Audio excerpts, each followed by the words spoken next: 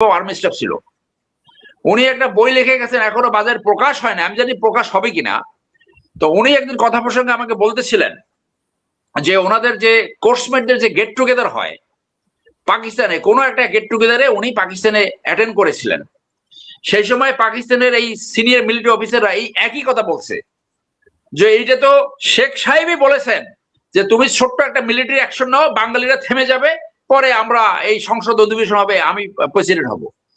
ওই কারণে this is the reason যে এই প্রেসিডেন্ট জিয়ার, মেজর জিয়া সেই সময় বীরুত্তম, তার স্বাধীনতা ঘোষণা so important, so Paramount important.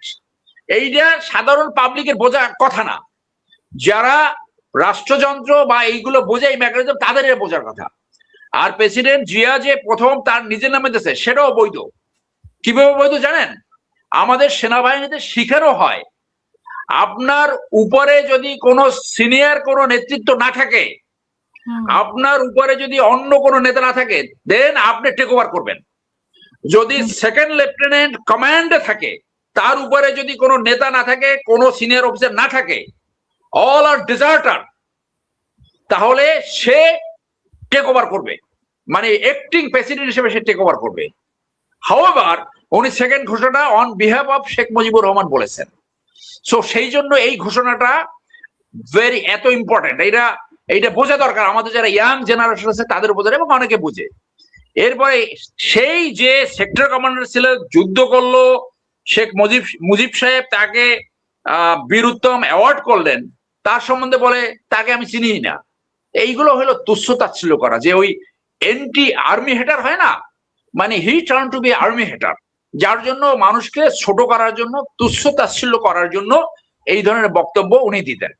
আর বেগম জিয়াকে উনি একদিন পার্লামেন্টে সেই বক্তব্যটা আমি নিজে শুনেছি, এমন ভাবে কথা বলছিল যে খুব খারাপ ইঙ্গিত করে বলেছিল যে আপনি তো পাকিস্তান আর্মির হেফাজতে চলে গেছিলেন।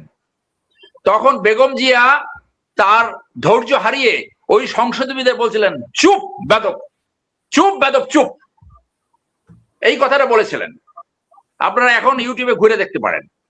তো যার জন্য যে যে উনি যে এজিলিটি 69-70-তে দেখিয়েছেন, পরবর্তী জীবনে আওয়ামী লীগের এই কুৎসিত এবং লুটেরাতন্ত্র রাজনীতির কারণে ওনার এই মেধা মনন শুধু দলের কাজেই ব্যবহার করেছেন। উনি জাতির স্বার্থে, দেশের স্বার্থে করতে পারেন নাই। বাংলাদেশের প্রশাসন, বাংলাদেশের রাজনীতি সংস্কৃতি, আজকে যে ওনারা ভোলাতে যে কিছু লোক বলছে তাকে এখানে জানাজা দেওয়া যাবে না বা ওনাকে সংসদ ভবনের সামনে নেয়নি, এইগুলোর বড় অংশের দায়ভার আওয়ামী লীগের কাঁধেই পড়ে। এই রাজনৈতিক সংস্কৃতি তারাই অগ্রভাগে শুরু করেছে। এখন আপনি আসেন খলিল সাহেব, আমি মনে করি এটা বাংলাদেশের জন্য একটা ভালো খবর। অন্তত বাংলাদেশের যে এই ইন্টারন্যাশনাল ইস্যুগুলো আছে, স্পেশালি রোহিঙ্গা ইস্যু, এইগুলো উনি আরো কন্ট্রিবিউট করতে পারবে। ওনার বিরুদ্ধে অনেক সমালোচনা আছে, বাট আমি মনে করি this is a very good news for Bangladesh, যে উনি সাধারণ পরিষদে 1 বছর সভাপতিত্ব করার জন্য উনি নির্বাচিত হয়েছে সাইপ্রাসের প্রার্থীকে হারিয়ে। এটা আমাদের ফরেন পলিসিতে একটা ল্যান্ডমার্ক ভিক্টরি বলে আমি মনে করি। আর বর্ডার ইস্যু, আমি মনে করি যে এই পুশ ব্যাক আবার যে শুরু হয়েছে, অনেকবার বলেছি, মিলিটারি টার্নিং এ বলে ওরা যদি আমাদের একজন মারে তাহলে ওদেরকে আমরা 2 জন মারবো, that is the only answer. ওরা যদি একজনকে হত্যা করে বর্ডারে, উই মাস্ট কিল 2। পাকিস্তানে তো হত্যা করতে পারে না, নেপালে তো পারে না, চায়নার বর্ডারে তো পারে না, শুধু আমাদের সাথে কেন পারে? কারণ উই টলারেটেড দিস, আমরা এটাকে টলারেট করেছি, আমরা এটাকে তাদেরকে প্রশ্রয় দিয়েছি যে we don't retaliate, so we must retaliate. একজন মারলে 2 জন বর্ডারে মারতে হবে। পুশব্যাক করতে হলে অলরেডি আমাদের বিজেপির যারা কোনো জায়গায় তারা এটাকে রিপালস করেছে, দে মাস্ট রিপালস। বাংলাদেশের foreign policy must ensure the people's interest, the interest of the country, এবং সেই জন্য আমাদের রাষ্ট্র এবং যে সরকার আছে সে যা করা সেটা করবে। Bangladesh now is not a puppet government of India, it's not a vessel state of India, সেইটা আমাদের মনে রাখতে হবে। তারাও একটা স্বাধীন দেশ, আমরা একটা স্বাধীন দেশ।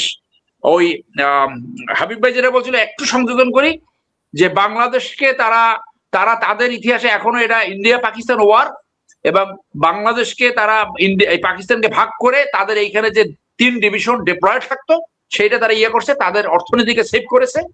সো বাংলাদেশের অনুন্নয়নের যে কারণগুলো আছে এর বড় একটা কারণ হয়েছে ইন্ডিয়া। আমরা নেইবার চেঞ্জ করতে পারবো না, কিন্তু হাবিব ভাই নেইবারের ক্যারেক্টারিস্টিক চেঞ্জ করা যায়, তাদের আচরণ চেঞ্জ করা যায়। এই আচরণ চেঞ্জ করার জন্য যা যা করার সেটা করতে হবে আমাদের। ধন্যবাদ।